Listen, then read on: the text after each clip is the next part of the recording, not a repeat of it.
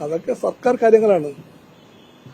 അതൊക്കെ പോലീസ് സേനകളെ സ്വാഭാവികമായിട്ടുള്ള ഫയൽ നീക്കങ്ങളാണ്. അതെല്ലാം മന്ത്രി വിളിച്ച ഫോൺ എടുക്കാത്ത പോലീസ് മേധാവി അതപ്പം ആലോചിക്കാം. പോലീസ് മേധാവി ആകുമ്പോൾ ആലോചിക്കാം. അങ്ങനെ ആകാൻ വഴിയില്ല.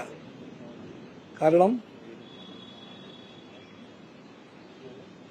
സംസ്ഥാനത്തെ ഒരു മന്ത്രി ഫോൺ ചെയ്താൽ എടുക്കാൻ നേരമില്ലാത്ത ഒരാൾ, ഒരു വട്ടമല്ല പലവട്ടം വിളിച്ചാലും ആ ഫോൺ അറ്റൻഡ് ചെയ്യാൻ കഴിയാത്ത ഒരാൾ, RSS നേതാക്കന്മാരെ ഒരു വട്ടമല്ല പലവട്ടം കാണാൻ നേരെ ഉള്ള ഒരാൾ, പിന്നെ പലവിധ കാരണങ്ങളാൽ സമൂഹത്തിൽ പലപ്പോഴും ആരോപണ വിധേയനായ ഒരാൾ കേരളത്തിലെ പോലീസ് മേധാവി ആയി എന്ന് നിങ്ങളെ മുൻകൂട്ടി പറഞ്ഞ കാര്യമില്ല. ആകട്ടെ, അപ്പോൾ നമുക്ക് നോക്കാം. അങ്ങനെ ഒരാൾ ആകും മുമ്പ് തന്നെ നിങ്ങൾ മുൻകൂട്ടി ഇങ്ങനെ മഴ പെയ്യും മുമ്പ് കുടപിടിക്കാൻ പറയണ്ട. ആ മഴ പെയ്യാൻ വഴിയില്ല. ആ മഴ പെയ്യാൻ വഴിയില്ല. രണ്ട് കാരണങ്ങളുണ്ടാണ്. ഒന്ന്, സംസ്ഥാന മന്ത്രി, തൃശ്ശൂരിന്റെ ചുമതലയുള്ള സംസ്ഥാന മന്ത്രി എത്ര വട്ടം ഫോൺ ചെയ്തു, എന്നിട്ടും ഫോൺ ചെയ്യാൻ നേരെയില്ല എന്നാണ് നിങ്ങൾ ഈ പറഞ്ഞ DGP റിപ്പോർട്ടിൽ ഉള്ളത് എന്ന് ഞാൻ മനസ്സിലാക്കുന്നു. ആ റിപ്പോർട്ടിലെ കാര്യം അങ്ങനെ ആയിരിക്കെ എല്ലാവർക്കും അറിയാം, കേരളത്തിലെ മുഴുവൻ ആൾക്കാർക്കും അറിയാം,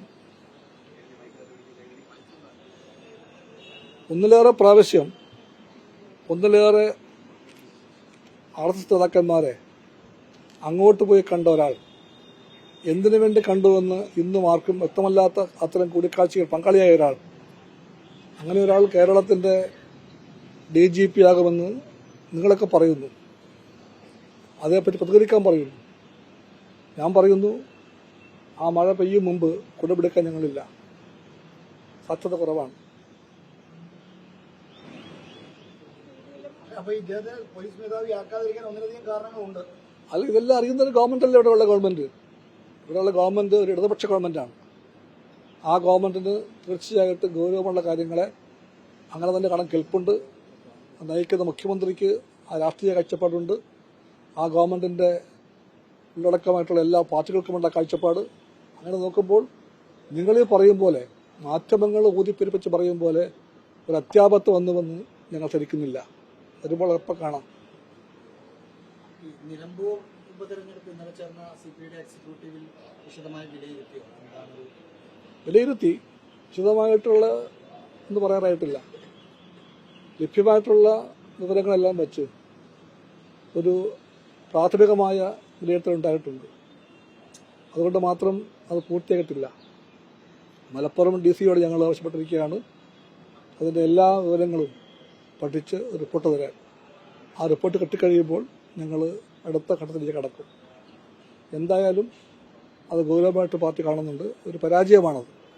ഈ സ്വരാജ് വ്യക്തിഗത LDFന്റെ അടിസ്ഥാന വോട്ടുകൾക്ക്, ശുദ്ധ വോട്ടുകൾക്ക് അപ്പുറത്തേക്ക് ഒരു വോട്ട് പിടിക്കാൻ സ്വരാജ് എന്ന സ്ഥാനാർത്ഥിക്ക് സാധിച്ചു. ഞങ്ങളുടെ സ്ഥാനാർത്ഥി ഏറ്റവും മികച്ച സ്ഥാനാർത്ഥിയായിരുന്നു. LDFന് നിലമ്പൂരിൽ അവതരിപ്പിക്കാൻ പറ്റിയ എല്ലാ തരത്തിലും യോഗ്യനായ സ്ഥാനാർത്ഥി. ഞങ്ങൾ LDF രാഷ്ട്രീയമായി പോരാടി, രാഷ്ട്രീയം പറഞ്ഞു, രാഷ്ട്രീയം പ്രചരിപ്പിച്ചു, രാഷ്ട്രീയമായിട്ട് വോട്ട് തേടി ഞങ്ങൾ രാഷ്ട്രീയമായിട്ട് മത്സരിച്ചു. മത്സരഫലം നിങ്ങൾക്കറിയാം, ഞങ്ങൾ പരാജയപ്പെട്ടു. ഞങ്ങൾ പരാജയപ്പെട്ടു എന്ന കാരണത്താൽ ആ രാഷ്ട്രീയം തെറ്റായി പോകുന്നില്ല, ആ രാഷ്ട്രീയം റദ്ദാകുന്നുമില്ല. ആ രാഷ്ട്രീയം ശരിയാണ്.